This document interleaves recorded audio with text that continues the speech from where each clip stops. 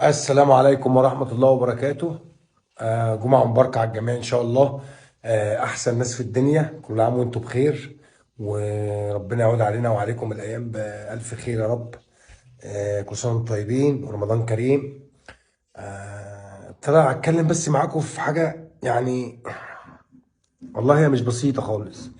انا طالع اتكلم معاكم بالنسبه للمباراه اللي معمول لها ضجه. انا بشوف ان هي زياده عن اللزوم بصراحه.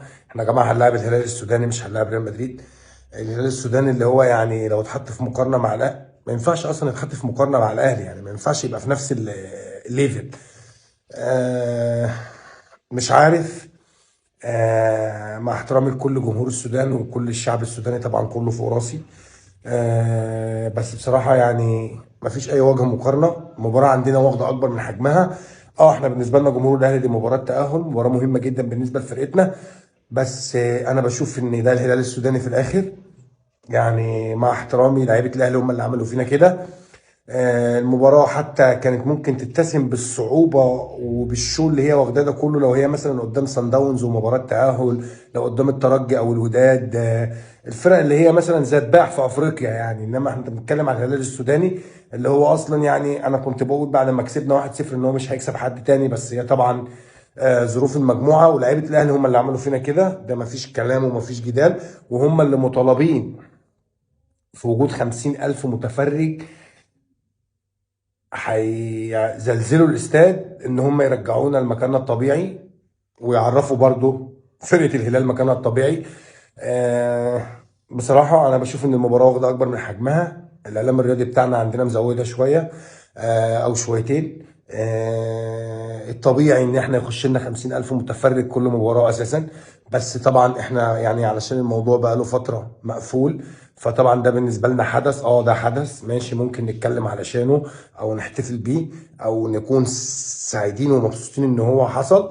بس ان احنا هنلاعب الهلال السوداني يا جماعه يعني، بصراحه مش عارف.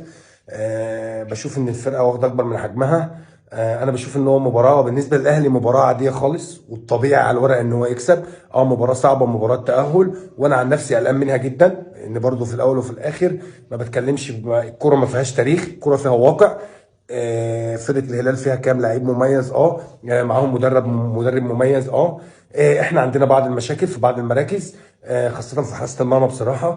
آه، يعني بشوف ان المباراه صعبه، بس يعني مش دي المباراه اللي اتعمل عليها الشو ده كله واللي يطلع يتكلم عنها 300 400 بيان. بشوف اداره الهلال مقفوراها قوي. وجمهور الهلال برضو مقفرها قوي ان هو بيقارن نفسه بجمهور الاهلي او بالنادي الاهلي. حبيت بس يعني اقول الكلمتين دول عشان كانوا محشورين في زوري. وان شاء الله هنكسب الهلال، وان شاء الله هنتأهل. والتأهل الصعب ده ان شاء الله يوصلنا لأبعد مكان احنا هنوصل له ان شاء الله في البطولة. وان شاء الله تكون البطولة من نصيبنا. بس حابب اوجه رسالة لعيبة الاهلي يعني، الجدية من اول المباراة من اول دقيقة. كولر، اتمنى ما تعملش زي كل مباراه وتضيع مننا شوط 45 دقيقه. ابدا عالي، ابدا اجريسيف. التشكيل اللي يعني حاول بقدر الامكان كل اللعيبه اللي في جاهزيه بدنيه هي اللي تبتدي. مش بلاش مجاملات في التشكيل، اتمنى ان ما يكونش في مجاملات في التشكيل. وان شاء الله هنكسب وباريحيه. سلام.